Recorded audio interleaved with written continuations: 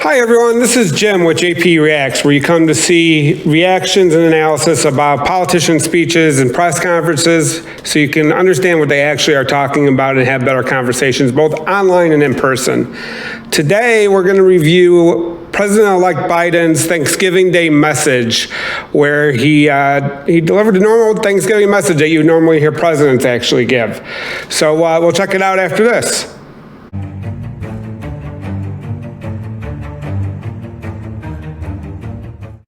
Okay, so let's jump right into the first part of this message. My fellow Americans, Thanksgiving is a special time in America, a time to reflect on what the year has brought, to think about what lies ahead. You know, our first National Day of Thanksgiving, authorized by the Continental Congress, took place on December 18th, 1777. It was celebrated by General George Washington and his troops at Gulf Mills on the way to Valley Forge. And it took place under extremely harsh conditions and deprivation, lacking food, clothing, shelter. They were preparing to ride out a long, hard winter. And today, you can find a plaque in Gulf Mills marking that moment. Here's what the plaque reads. It says, "This Thanksgiving, in spite of the suffering, showed the reverence and character that was forging the soul of a nation." Forging the soul of a nation. Okay, so let's jump right into the first part of this message.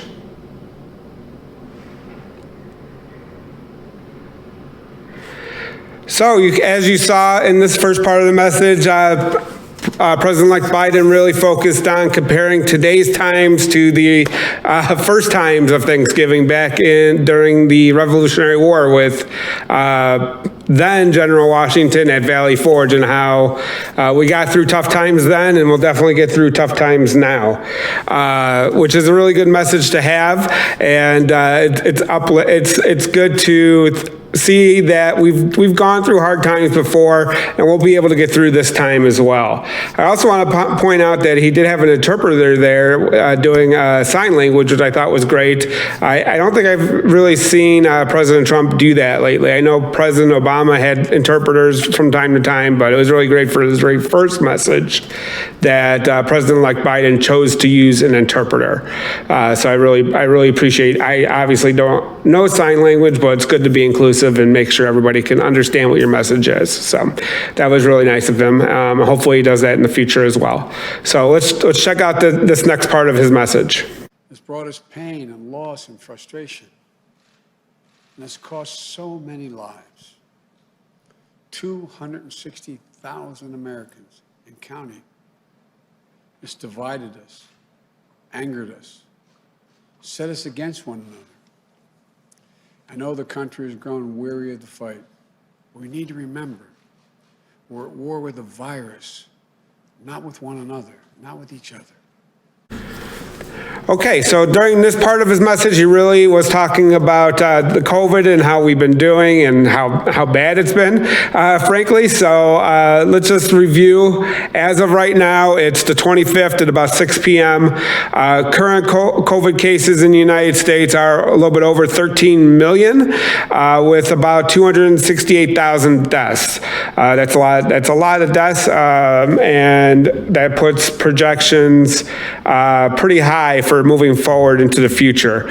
So basically that death toll as a percentage, I know I talked about that in a previous video, I think during the debate, puts us at about a 2% death rate right now when it comes to COVID, which is actually down. So that's great news. It means we're getting people tested sooner before they could spread it. They're getting treatment. Hopefully it continues to stay that way if it continues to spike. But we also need to keep in mind that death isn't the only bad thing that happens with COVID. There are a lot of long-lasting effects that some we know about, some we don't even know about yet. So we want to make sure that we do everything we can to protect ourselves.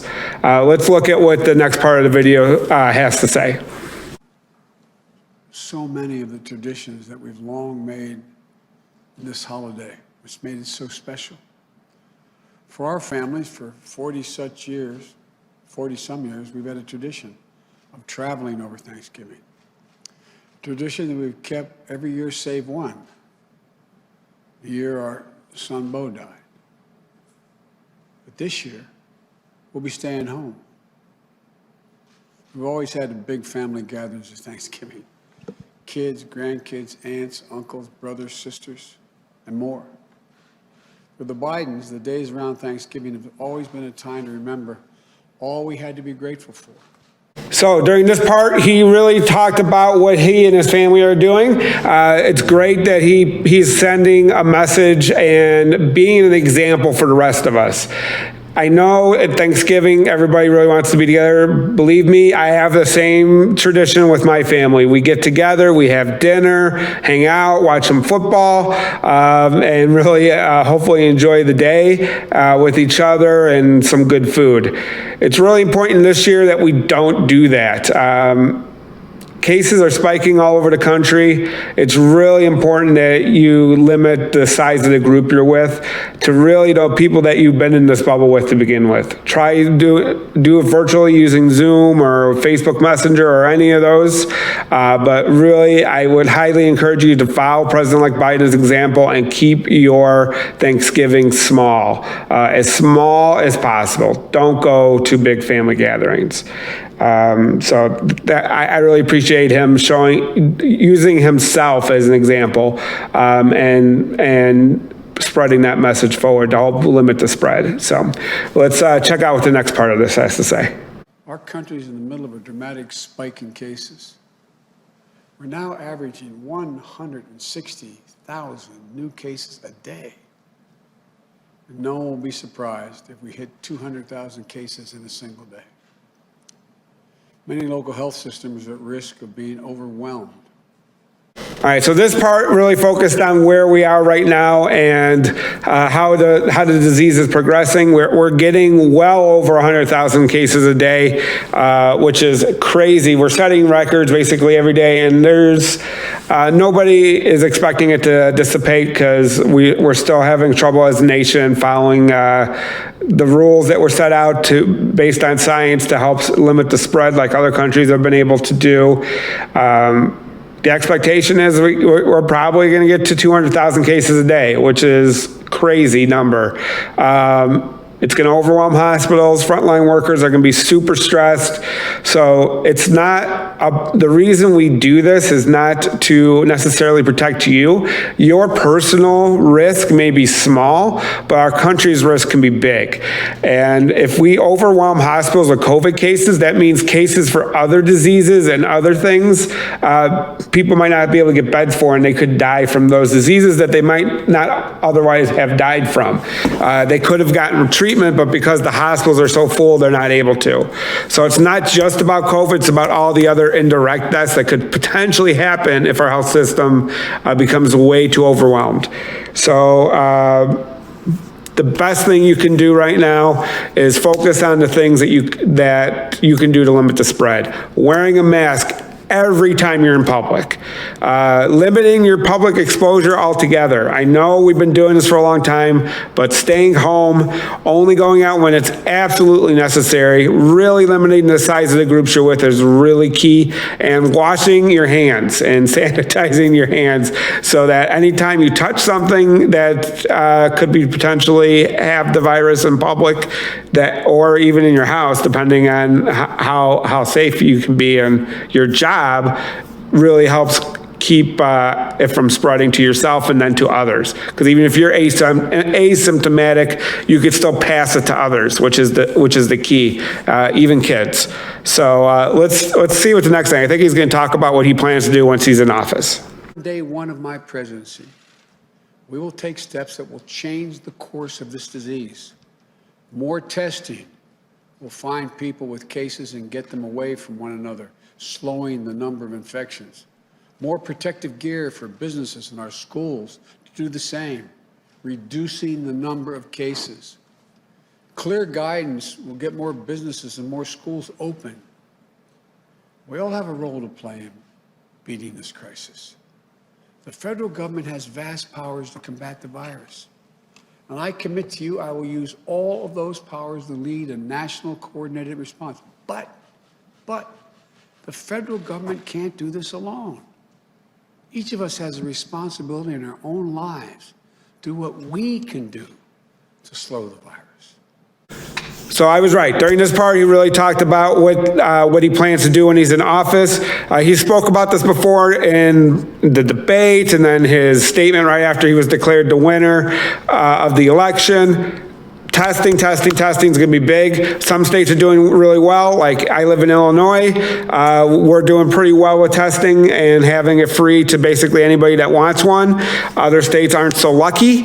So we're really expanding testing. Contact tracing, which I discussed in, I think in his speech, where if you're exposed and you test positive, they try to trace down everybody you've come in contact with to quarantine everybody to help prevent the spread.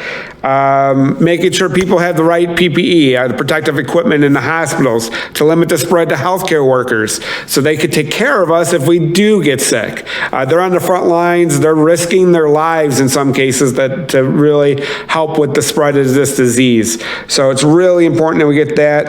And then he's going to provide guidance on reopening, science-based benchmarks on when certain types of activities can be redone and start to do prior to us getting obviously the vaccine, which is coming down the line. This is something that the federal government should have always been coordinating, and it should not have been left to the states because different states do different things, but the virus can cross state lines. So it's not like if Illinois is doing really well with the guidelines and say our neighbor state Indiana is not really as strict, that the people in Indiana are staying in Indiana. No, a lot of people in Indiana work in Illinois, have family in Illinois, visit Illinois. Same thing going back. A lot of people in Illinois visit Indiana. Their jobs are in Indiana. You know, and the virus doesn't know that. So it's really important that this is a national strategy, a national plan to really combat this virus. So I really appreciate him mentioning that. Let's see what the next part of this is about. There's been significant record-breaking progress made recently in developing a vaccine. And several of these vaccines look extraordinarily effective. And it happens that we're on track for the first immunization to begin by late December, early January. Then we'll need to put in place a distribution plan to get the entire country immunized as soon as possible, which we will do, but it's going to take time. So this part of the video was really talking about the vaccine that's coming up.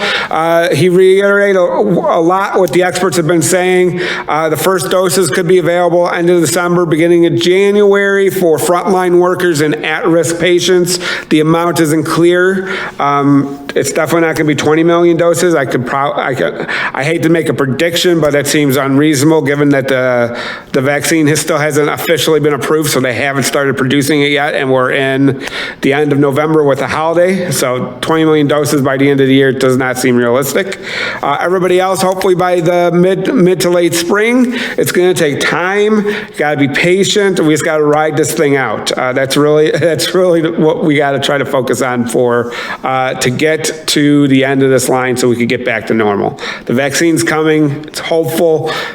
Let's try not to despair. Do as best you can to keep yourself working and moving towards keep yourself sane. I started a YouTube channel, so it's not like I've been just doing I've been doing my normal thing. So find out what you need to do to keep yourself in a positive state of mind as best as you can. We're all doing it. Talk to people.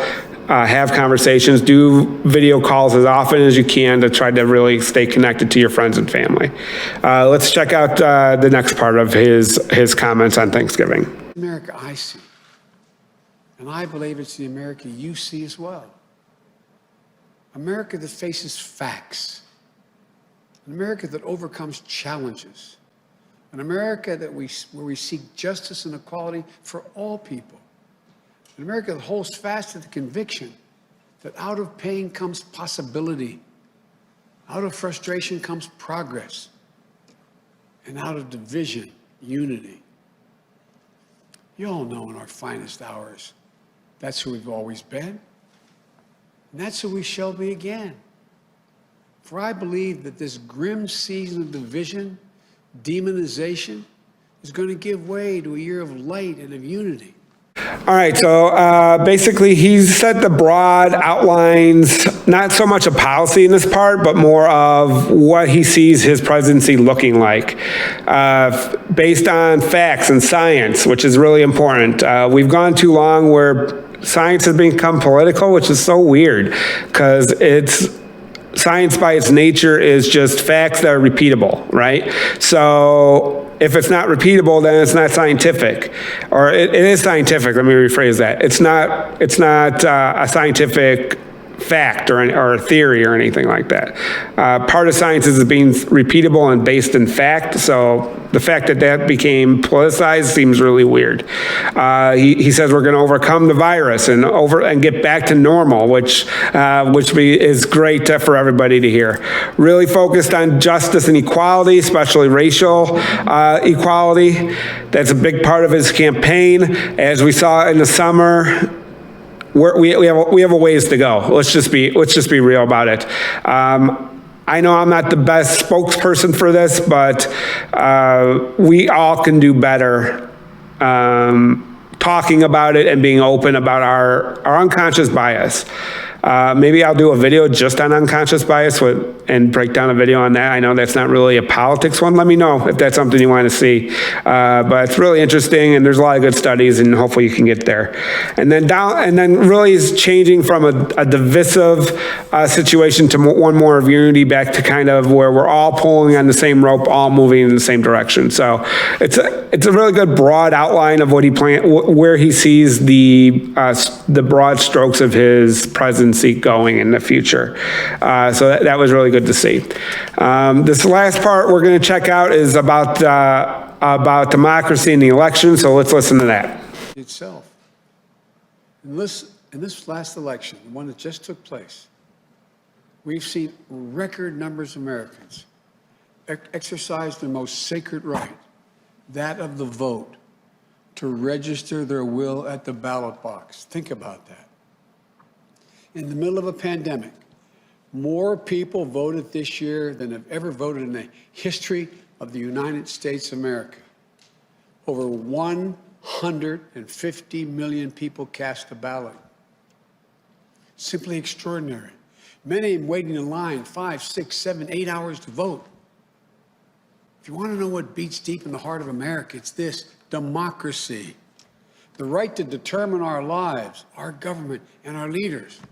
The right to be heard. Our democracy was tested this year. And what we learned is this: the people of this nation are up to the task.